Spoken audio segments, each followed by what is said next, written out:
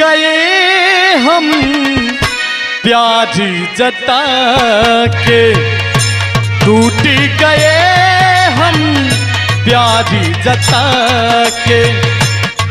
जिया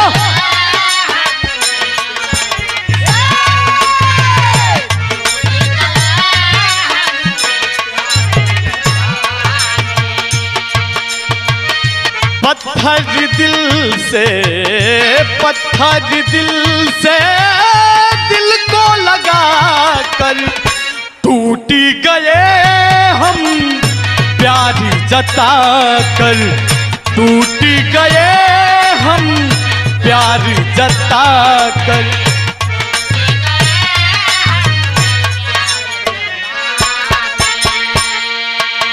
बहुत ही बढ़िया कवि जी भाव में लिखते हैं, कैसे?